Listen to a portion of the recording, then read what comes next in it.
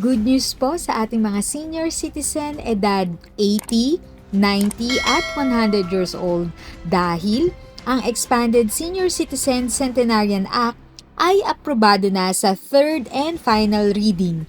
Ibig sabihin, ang nasa age bracket na na-mention ko ay mabibigyan ng cash aid from 10,000 pesos up to 100,000 pesos. Atin pong panoorin ang news clip tungkol sa naging discussion ng Senado tungkol dito. Panoorin at tapusin ng buo ang video para sa dagdag kaalaman. Bago tayo magpatuloy, huwag kalimutang mag-subscribe sa aking channel.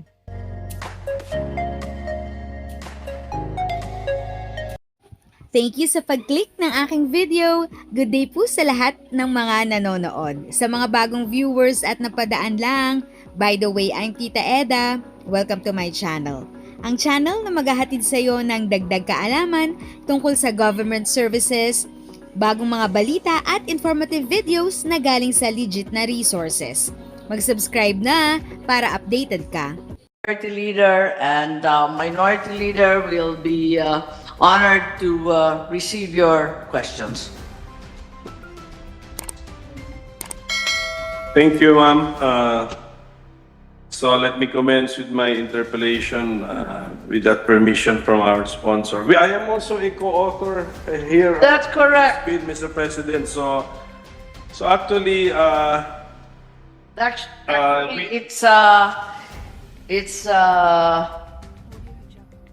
a unanimous bill on both sides. to use the terminology of our Senate President, this is a Happy day. happy bill. There we go. Happy Yes, bill, more Fred. precisely. Yes. So yes, we know what this bill is all about, what is the purpose, but I think, Mr. President, we have subjected this to a lot of discussion informally. So if we know from the sponsor what direction or what final form we plan our bill to take, Mr. President.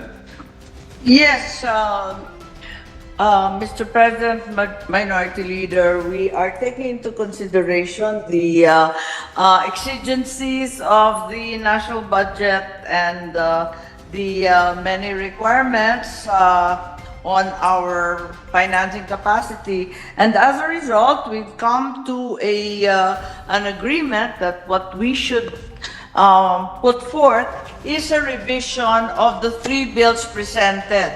Those of Senator Pimentel, our Minority Leader, Senator Trevilla, and Senator Gatchalian.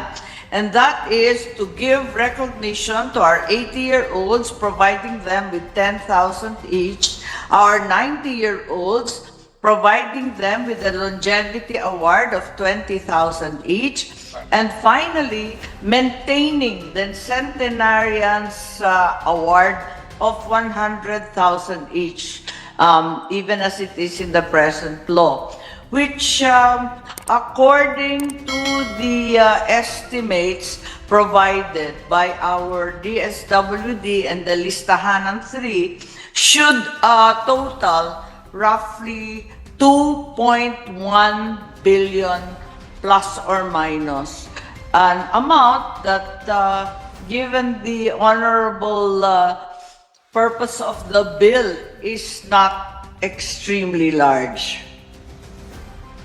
Thank you for that, Mr. President.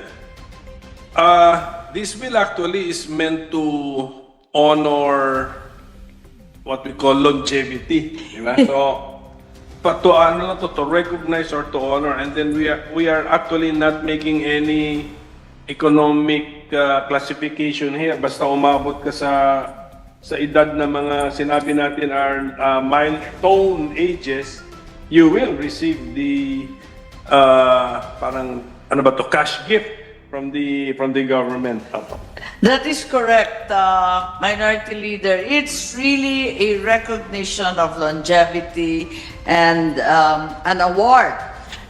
Even like the loyalty awards provided by private corporations and the government from time to time for loyal employees in service for over 10 years. what is provided as a stipend for medical and other urgent expenses of our senior citizens, particularly indigent senior citizens, is the social pension, which is now raised to 1,000 pesos a month and is actually for the first time included in the NEP and not merely in the unprogrammed of GAA 2024.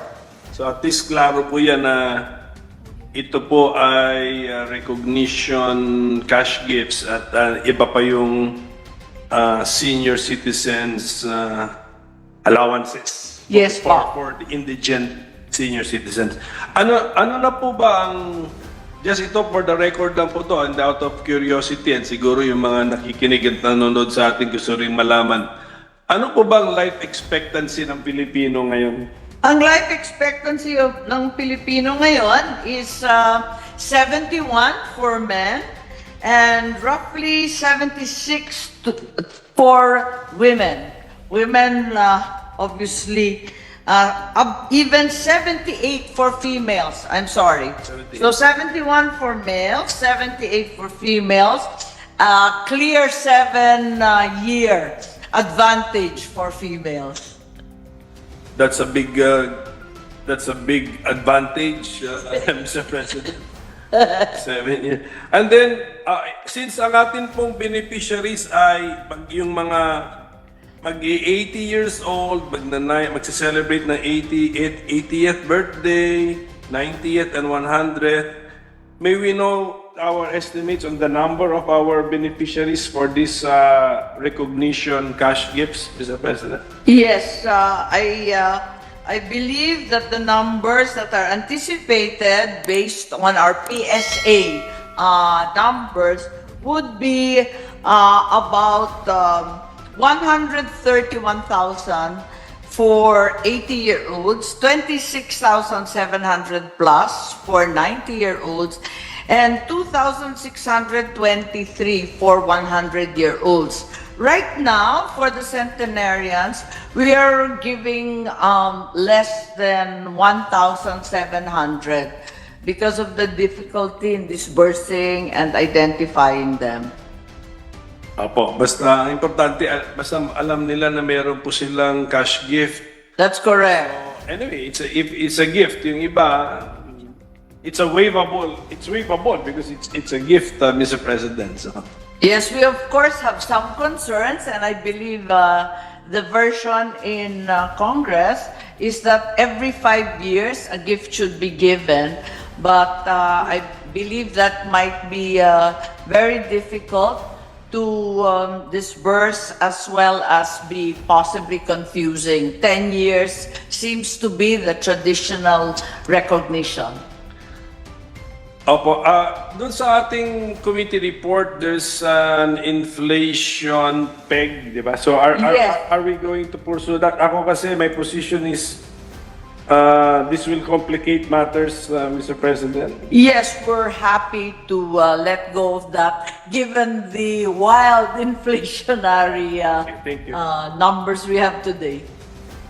Siguro po, Mr. President, we just anticipate since we are, sa 100 years old, we are maintaining the existing law or program. Yes, that is the bill proposed by both Senators Revilla and Gatchalian. Apa.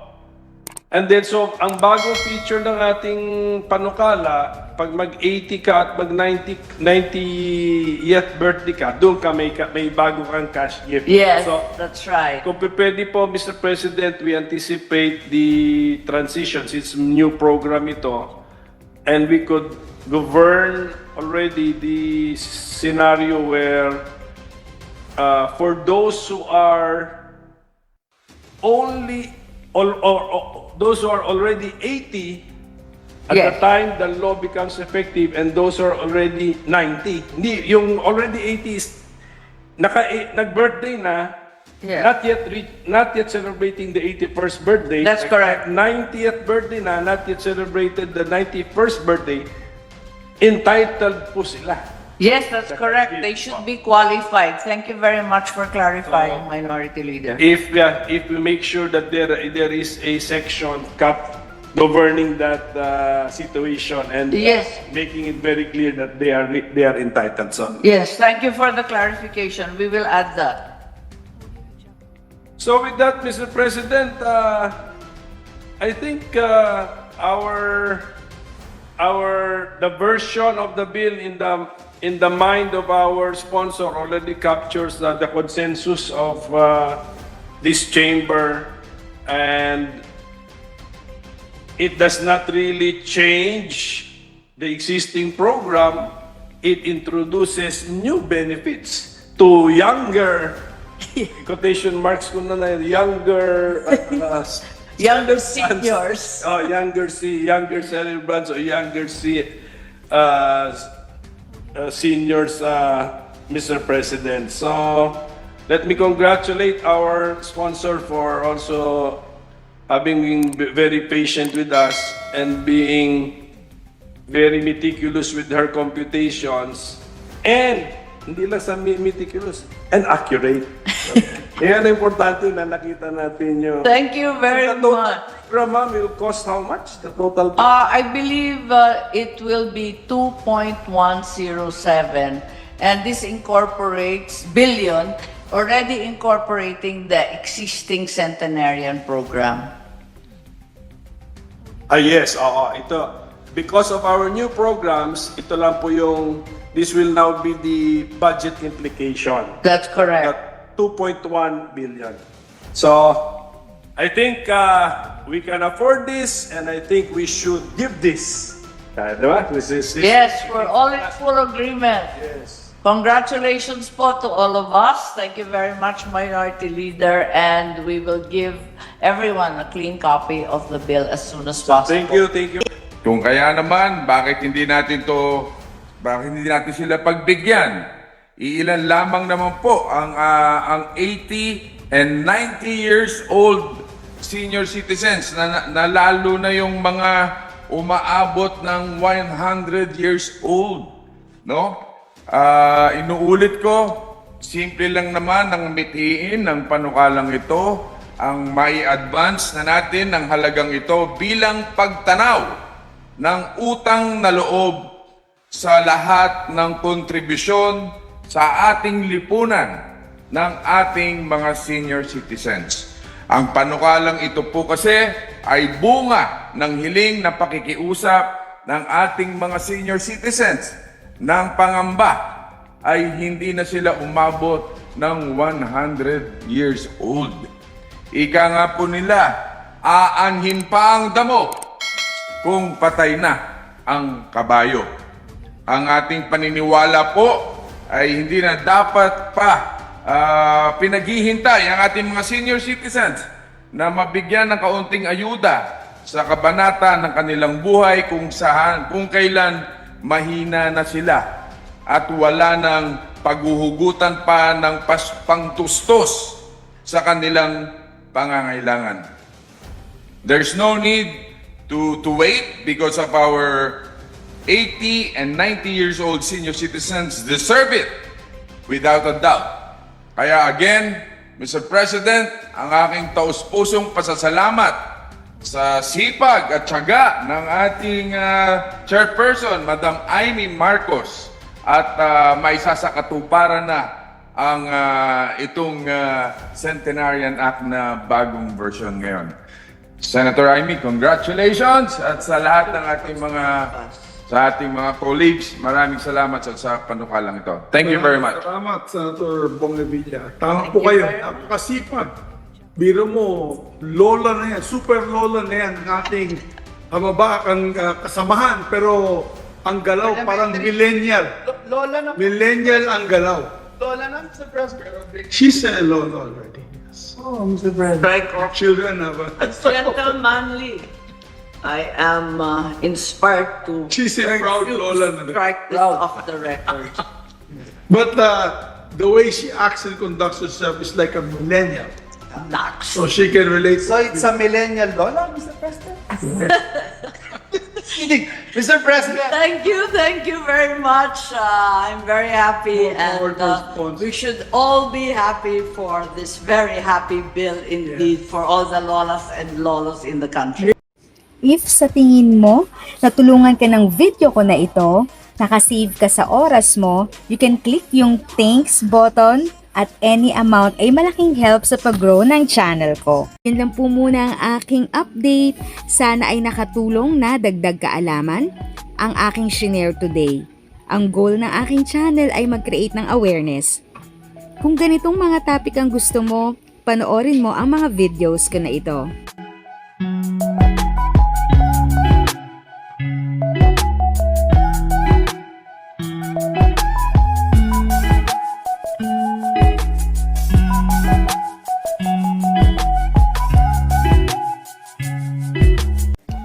Thanks for watching! Kung may kapamilya, kaibigan o kakilala sa tingin mo ay magiging interesado sa video, please share or tag sila sa comment section. At syempre, if nagustuhan mo ang video, i-like mo na ito at subscribe ka na din. As always, feel free to write your questions, comments, and opinions respectfully. And continue to be a blessing and stay safe!